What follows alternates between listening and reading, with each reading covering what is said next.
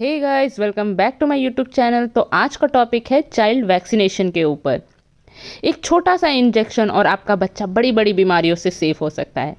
आज के वीडियो में हम बात करेंगे चाइल्ड वैक्सीनेशन के बारे में, बिना डरे बिना कंफ्यूज हुए। आज का टॉपिक हर पेरेंट्स के लिए बहुत इंपॉर्टेंट है। चाइल्ड वैक्सीनेशन को लेके पेरेंट्स बहुत ज़्यादा डाउट में रहते हैं। वैक्सीन सेफ़ है या नहीं, इसका कोई साइड इफ़ेक्ट्स तो नहीं, शेड्यूल मिस हो जाए तो क्या करें। तो इस वीडियो को एंड तक ज़रूर देखिए, इसमें मैं आपको बहुत सिंपली एक्सप्लेन करने वाली हूँ। तो चलिए जानते हैं ये वैक्सीनेशन होता क्या है। वैक्सीनेशन का मतलब होता है बच्चों को वैक्सीन देना ताकि उनका इम्यून सिस्टम स्ट्रांग बन सके। वैक्सीन बॉडी को ट्रेनिंग देता है। जैसे एग्जाम से पहले प्रैक्टिकल होती है, वैसे ही वैक्सीन बॉडी को सिखाता है कि अगर फ्यूचर में कोई जर्म्स आए तो उसे कैसे फाइट करनी है। इससे बच्चा बीमार पड़े बिना ही प्रोटेक्शन डेवलप कर लेता है। अब हम बात करते हैं ये वैक्सीनेशन ज़रूरी क्यों है। वैक्सीनेशन बहुत इंपॉर्टेंट है क्योंकि सीरियस डिजीज़ से बचाता है ये हमें, जैसे कि polio, measles, hepatitis, tetanus, pneumonia etcetera. बच्चे की डेथ का रिस्क कम हो जाता है। बच्चे का ग्रोथ एंड डेवलपमेंट बेटर होता है। हॉस्पिटल एडमिशन और कॉम्प्लिकेशन कम होता है। सिर्फ आपके बच्चों को नहीं, दूसरे के बच्चों को भी प्रोटेक्शन मिलती है। इसीलिए वैक्सीनेशन को कभी इग्नोर नहीं करना चाहिए। अब हम बात करते हैं वैक्सीनेशन शेड्यूल के बारे में। बर्थ के समय हमें कौन कौन सा वैक्सीन देना चाहिए। पहला है बीसीजी। बीसीजी हमें प्रोटेक्शन देता है ट्यूबरकुलोसिस से। दूसरा है ओपीवी, पोलियो वैक्सीन। थर्ड है हेपेटाइटिस बी, जो हमें लिवर इन्फेक्शन से प्रोटेक्शन देता है। 6th वीक में हमें देना चाहिए पेंटावैलेंट का फर्स्ट डोज। पेंटावैलेंट में आपका आता है डीपीटी, हेपेटाइटिस बी और हिब। सेकेंड है आपका ओपीवी का फर्स्ट डोज देना है। थर्ड है आपका रोटा वायरस का फर्स्ट डोज देना है। फिफ्थ है आपका पीसीवी का फर्स्ट डोज देना है। 10th वीक में हमें देना है पेंटावैलेंट का सेकेंड डोज, ओपीवी का सेकेंड डोज और रोटा वायरस का सेकेंड डोज। 14th वीक में हमें देना है पेंटावैलेंट का थर्ड डोज, ओपीवी का थर्ड डोज, रोटा वायरस का थर्ड डोज और पीसीवी का सेकेंड डोज।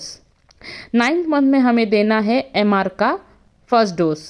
एमआर का मतलब मिजल्स एंड रूबेला। सेकेंड है पीसीवी, न्यूमोकोकल कंजेनाइटल वैक्सीन का बूस्टर देना है 9th मंथ में और जेई का फर्स्ट डोज देना है। 16 और 24 मंथ में हमें देना है मिजल्स एंड रूबेला का सेकेंड डोज, डीपीटी का बूस्टर डोज, ओपीवी का भी बूस्टर डोज और जेई का सेकेंड डोज। 5th और 6th ईयर में हमें देना है डीपीटी का बूस्टर डोज।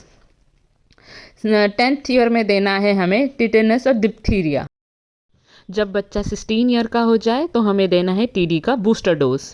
पेरेंट्स बहुत परेशान हो जाते हैं वैक्सीनेशन के बाद अगर बच्चा फीवर में हो या फिर उसे बहुत दर्द हो रहा हो तो।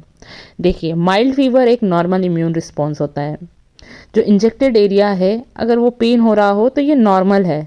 आप तब डॉक्टर को कंसल्ट कर सकते हैं अगर बच्चा बहुत ज़्यादा हाई फीवर में है और कंटिन्यू रोते जा रहा हो और जो इंजेक्टेड एरिया है वो स्वेलिंग हो गई हो। पेरेंट्स के लिए एक बहुत इंपॉर्टेंट टिप्स है, वैक्सीनेशन शेड्यूल के अकॉर्डिंग ही किया करें। वैक्सीनेशन कार्ड संभाल के रखें। अगर कोई डोज मिस हो जाए तो पैनिक ना करें, डॉक्टर से कंसल्ट करें। माइल्ड फीवर या पेन नॉर्मल होता है। र्यूमर एंड व्हाट्सएप मैसेज पर भरोसा ना करें। याद रखें, टाइम पर वैक्सीनेशन का मतलब होता है लाइफ टाइम की प्रोटेक्शन। आजकल वैक्सीनेशंस को लेके बहुत ज़्यादा मिथ है। पहला मिथ ये है कि वैक्सीनेशन से इम्यूनिटी वीक हो जाती है, पर सच ये है वैक्सीनेशन इम्यूनिटी को स्ट्रांग बनाता है। सेकेंड मिथ ये है ज़्यादा वैक्सीनेशन बॉडी को ओवरलोड कर देता है, पर सच ये है बच्चा का इम्यून सिस्टम इतना स्ट्रांग हो जाता है इससे कि वो मल्टीपल वैक्सीन ईजिली हैंडल कर सकता है। थर्ड मिथ ये है हेल्दी बच्चों को वैक्सीनेशन की ज़रूरत नहीं, पर सच ये है कि हेल्दी बच्चों को ही सबसे ज़्यादा ज़रूरत है वैक्सीन की। अब मैं आती हूँ अपने एंडिंग में। वैक्सीनेशन एक छोटा सा स्टेप है, लेकिन इसका इम्पैक्ट ज़िंदगी भर रह जाता है। आज वैक्सीनेशन करवा कर आप अपने बच्चों को एक सेफ फ्यूचर दे सकते हैं। अगर आपको ये वीडियो हेल्पफुल लगा हो तो प्लीज़ लाइक करिए, शेयर करिए पेरेंट्स के साथ, चैनल को सब्सक्राइब करिए। मिलते हैं नेक्स्ट हेल्थ वीडियो में।